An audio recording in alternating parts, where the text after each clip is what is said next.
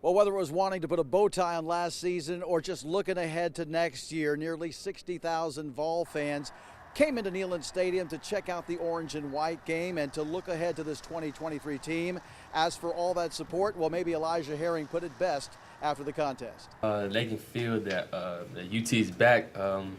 They feel that everybody wants it. Everybody is expecting us to win. Everybody expecting us to do big things. We expect the same things out of ourselves. All right, joined fieldside here by Brett Hubbs of VolQuest.com. And Brett, pretty good atmosphere to see these guys today. A great atmosphere. Yeah. I mean, a beautiful weather day. What a great turnout by the fans.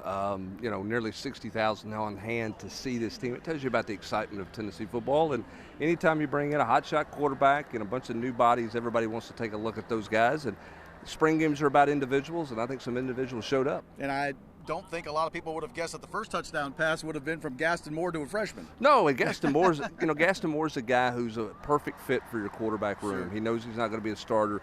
He can manage a game if you need to. He made a really good throw there. If you're keeping score at home, 31 total points in the orange and white game this year. But you mentioned quarterbacks in that room. And, of course, at the top of that is Joe Milton and Nico Iamaleava. The fans got a chance to get their first glimpse of him. What were your thoughts of the quarterbacks? Well, I thought Joe was in command. It's his room. He knows it. He feels comfortable with that leadership role. And he's always coaching. He's always helping. And I thought his pocket presence was probably the best thing that you saw today. There's a couple of wow throws, right? A couple of moments where, okay, I get it. I see where that. He's got a really good feel for the game, though, in terms of when to slide up in the pocket or slide to the side or take off running. Yeah, I think our whole quarterback room can make plays on the run. Coach Joey and Coach Miz do a good job of repping it in practice. Also, when I go back home in Cali and train, we work a lot of off-platform throws on the run throw. So I think a lot of those training habits help me. I get more reps when I get to talk to Nico and the rest of the quarterback room, Gaston and Navy. I get more reps of the mental aspect of it, just because I have to explain it to someone else. They also prep you to be more prepared, and when those situations come. And Brett, on the other side of the ball, I was impressed with the defense and what they were able to do, especially here in the red zone. Well, I think the thing you see about this defense, they're more athletic than they were a year ago. I think that jumps out immediately, whether it's the linebacker level or in the secondary. They've got more foot speed about them. They're quicker, move better. They're obviously more comfortable in Tim Banks' system.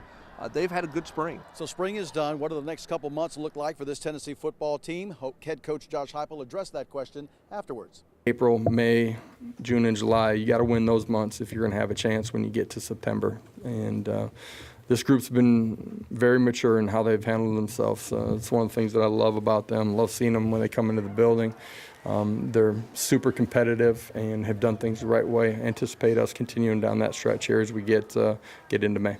These guys have to do a lot of work on their own. And you go back to last year, the chemistry Hendon Hooker developed last year with Jalen Hyatt and some of those other receivers, Ramel Keaton, was really vital.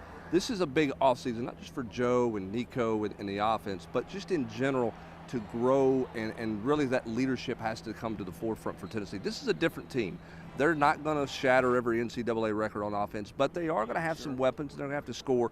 This defense has to grow. So it's a critical time. Used to, you took a month off, you took 6 weeks off to get your feet under you. That is not the case. Really, you go right back into the weight room and get going, and what Josh Heupel likes to call the fourth quarter before they go back to spring practice and get ready to play. Well, it won't be long before we're standing in Nashville getting ready for Tennessee to take on Virginia in the season opener. With Brent Hubbs, I'm Rick Russo, WVLT Sports.